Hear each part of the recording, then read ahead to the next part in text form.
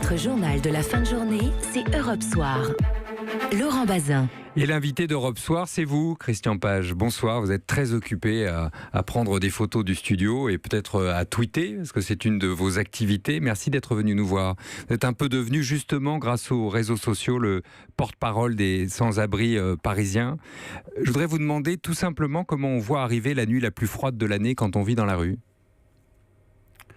Le problème, c'est qu'on ne la voit pas arriver.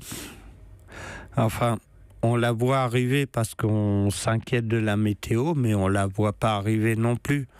On ne peut pas savoir qu'on va se prendre 2 heures de neige sur la gueule. Ça, on ne peut pas le savoir.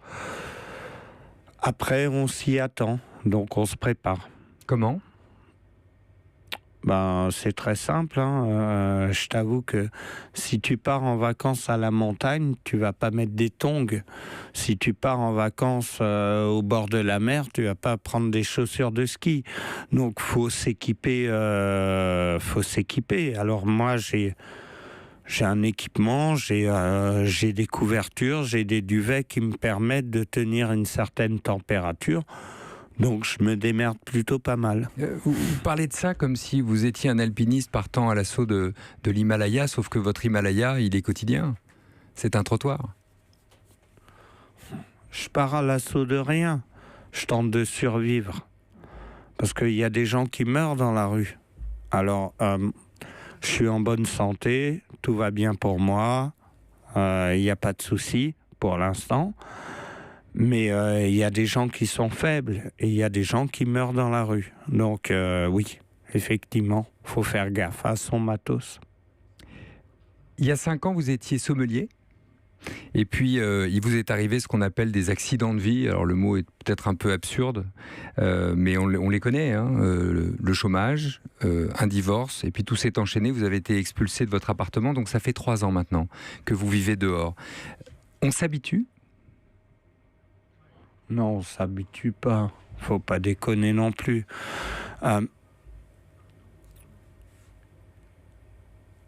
On vit pas dans la rue parce que ça nous fait plaisir de vivre dans la rue. C'est qu'il y a un concours de circonstances et un accident et des accidents qui font que vous viviez dans la rue. Mais il faut pas croire que tous les gens fantasment de vivre dans la rue. Faut pas déconner non plus. J'imagine. Quand vous avez entendu un député En Marche expliquer qu'il y avait une 50aine d'hommes qui vivaient dans la rue à Paris et que les autres en fait avaient choisi la rue, ça vous a choqué ? Vous l'avez entendu d'ailleurs ça ? C'est arrivé jusqu'à vous ? Peut-être via les réseaux sociaux, oui ? J'ai le droit de dire que c'est un connard ? Vous l'avez fait ? Bon, écoute, l'abbé Pierre, il s'est battu pendant plus de 50 ans pour sortir les gens de la rue. Il en est mort. Et là, il y a un gars qui arrive et qui nous dit qu'il n'y a que 50 personnes en Île-de-France.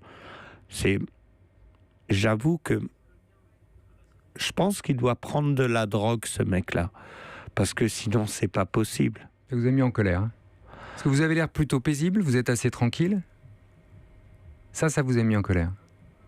Ouais, parce que j'ai rien à perdre, mais ça me met en colère. Tu sais, quand on dit des conneries, ça me met en colère.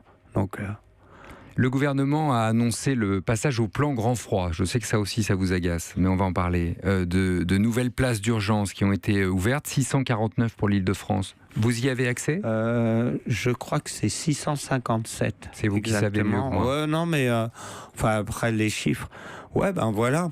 Et l'autre bouffon, il annonce 50 personnes qui dorment à la rue et la préfecture, ils annoncent 687. Mais pourquoi 687 ? 50 aurait suffi, non ? Oui. Si on part... Mais attends, ce mec-là, c'est un député, c'est un mec qui est élu. Alors il dit 50, donc théoriquement, on reloge 50 personnes. Pas 600. C'est la première fois de ma vie que je vois le préfet qui donne des chiffres supérieurs aux manifestants. Non, c'est pas vrai. Vous ça manquez pas d'humour, c'est le moins qu'on puisse dire, Christian. Encore heureux. Oui, je crois. Ça fait partie sans doute de votre manière de vous défendre, en tout cas. Vous avez fait une demande de logement, bien sûr ? Ouais, naturellement. Il y a combien de temps? Alors, je suis demandeur d'hébergement d'urgence depuis février 2015. Je me suis 3 ans. fait héberger. Je me suis fait expulser en avril 2017, exactement. 2015. 2015. Mmh. Merde. Oui, Pourquoi je dis 17? je ne sais pas. Bon. C'est pas grave. C'est pas grave. Non. On s'en fout. Ok. Donc ça fait 3 ans que vous avez Oui, déposé une demande de logement. Et ça fait 3 ans d'urgence. Hein, on parle d'un logement d'urgence. Et ça fait 3 ans qu'on vous dit? Qu'on me dit rien. Qu'on vous dit rien. Ce soir, vous allez où, vous, concrètement? Et vos amis? Où est-ce que vous dormez? On verra bien. Enfin, genre, on verra bien. Je sais pas. J'ai toujours un plan B dans la poche, mais là, à te dire honnêtement, je sais pas. On a des amis dans la rue. Ça compte? On n'a pas d'amis dans la rue. On a des frères. Et les frères, ouais, ça compte, ouais. Dans tous les cas de figure, ça sert les frères. Christian, merci d'avoir été sur Europe 1 ce soir, parce que vous avez parlé au nom de ceux que vous appelez vos frères aussi. Merci beaucoup de votre témoignage, Merci qui est très précieux. Simplement, juste j'ai une dernière question qui me vient. Les gens qui passent devant vous dans la rue, qu'est-ce que vous attendez d'eux? J'attends rien d'eux. Je te jure qu'ils me donnent beaucoup. Parce que j'attends rien de l'État. Par contre, il y a beaucoup de gens qui me dépannent, qui m'aident, que ce soit de la nourriture, que ce soit de l'argent, que ce soit des fringues. Ouais. Et il n'y a rien besoin de leur demander à ces gens-là. C'est des gens qui réagissent naturellement. Après, l'État...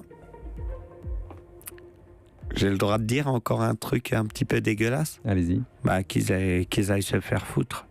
Voilà. Christian Page, merci d'avoir été notre invité ce soir et à bientôt. J'espère.